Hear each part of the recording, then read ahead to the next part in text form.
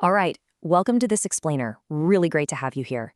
Whether you're a chartered accountant, a tax pro, a student, or a business owner, you already know tax laws don't just sit still. Today, we're unpacking a absolutely crucial shift in transfer pricing laws under the new Income Tax Act 2025. Specifically, we're going to master Section 173, which sets out the foundational definitions for determining the arm's length price. Okay, let's dive into this. So here's a situation I bet a lot of you are all too familiar with. How exactly do you price transactions between related enterprises without, inviting intense tax scrutiny? It's basically the ultimate transfer pricing dilemma. If a parent company sells goods or provides services to a subsidiary, the price can't just be pulled out of thin air. It has to reflect market realities to ensure profits aren't being artificially shifted over to lower tax jurisdictions. And this is exactly where the concept of the arm's length price comes in. The 2025 Act has completely restructured how we define and apply it. Here's a quick roadmap of what we'll be covering in this explainer. First, a brief introduction to Section 173. Second, the key transfer pricing definitions. Third, we'll look at applying the arm's length price in practice. Fourth, we'll go over the new forms and compliance requirements. And finally, we'll wrap up with some practical issues and a summary. Okay, let's jump straight into Part 1, Introduction to Section 173. Now, for those of you who've been practicing on the old regime, let's build a bridge to the new law. Under the Income Tax Act 1961, you relied heavily on Section 92F for your key transfer pricing definitions. Well, under the new Income Tax Act 2025, that statutory home has moved entirely over to Section 173. The core objective? That remains exactly the same, preventing the erosion of the tax base through manipulated pricing between associated enterprises. But the legislative language has really been modernized to cut down on interpretational disputes and line up better with global standards.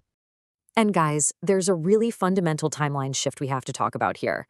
When we look at the 1961 Act versus the 2025 Act, we're basically saying goodbye to those confusing dual concepts of previous year and assessment year. The 2025 Act introduces a single unified tax year.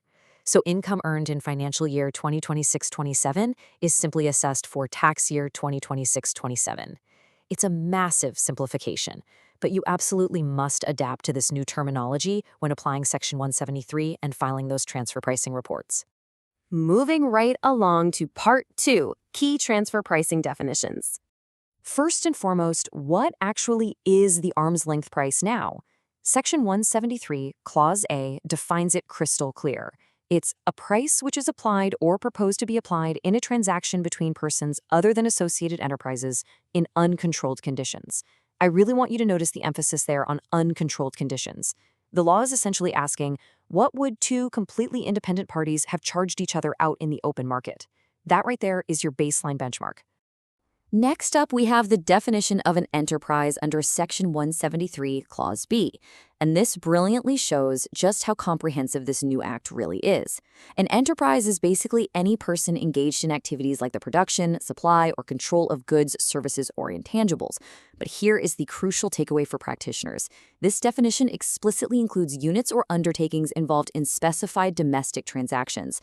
So transfer pricing isn't just for cross-border international stuff anymore. Domestic units fall squarely into this net if they meet the criteria.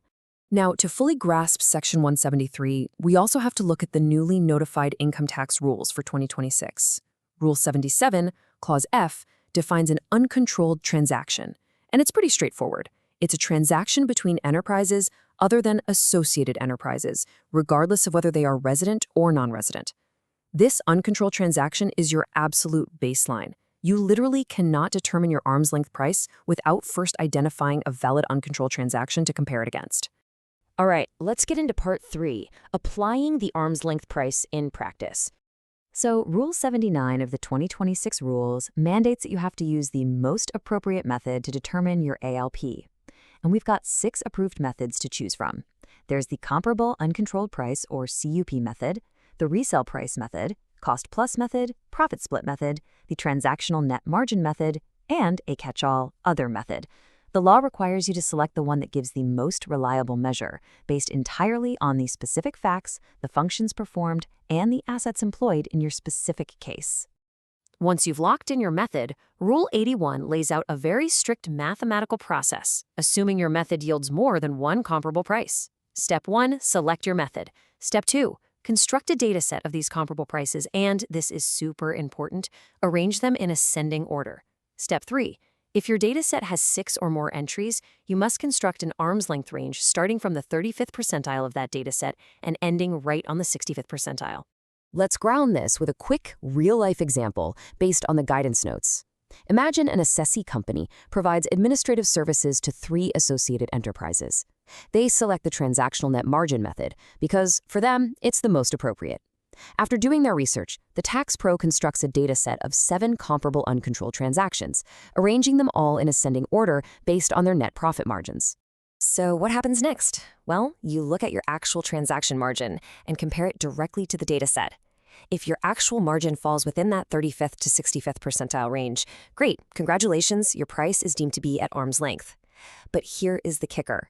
If your actual price falls below that 35th percentile threshold, the law mandates an adjustment.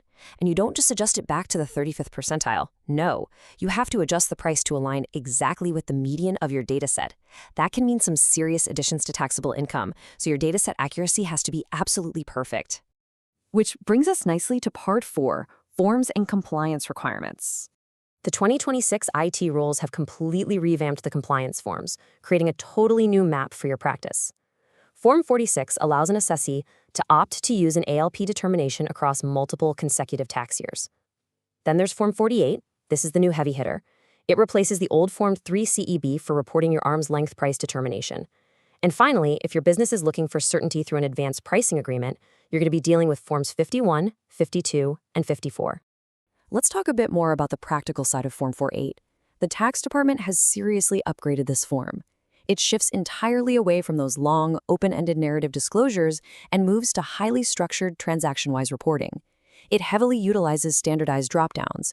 And perhaps most importantly, it captures the key elements of your economic analysis directly and will auto-populate your arm's length price adjustments based on whatever data you input. What does that mean for you? It means your underlying documentation under Rule 89 must be absolutely flawless before you even open Form 48 on the portal. Finally, Part 5, Practical Issues in our Summary. Look, transitioning to a massive new act always brings some growing pains. So here are the most common mistakes you really need to warn your teams about. First, quoting legacy 1961 sections, like 92F or 92C, for transactions post-April 2026. Do that, and you're going to hit outright system validation errors on the new portal. Second, continuing to use the old assessment year concept instead of fully committing to the unified tax year will definitely lead to misfiled forms. And third, trying to shoehorn narrative explanations into Form 48 instead of just adapting to those strict, structured drop-down menus. Don't do it. All right, to summarize our explainer today, here are your 4 key takeaways. Number 1, Section 173 of the ITA 2025 is your new definitive source for transfer pricing terms, officially replacing 92F. 2, the concept of the tax year now beautifully unifies the earning and assessment timeline. 3, when you're applying the arm's length price, Rule 81 strictly dictates that 35th to 65th percentile range for your datasets. And 4, compliance has become deeply digitized, meaning Form 48 demands strict, structured economic data. Mastering these definitions today is absolutely going to future-proof your tax practice. As the 2025 Act totally redefines the boundaries of transfer pricing, the ultimate question you have to ask yourself is your documentation robust enough to actually withstand these new median adjustment rules? Thank you for watching. Please like, subscribe, and share. Disclaimer, this video is for educational purposes only and does not constitute professional advice. Tax laws are subject to amendments. Please consult your professional advisor before taking any action. This is an AI-generated educational video.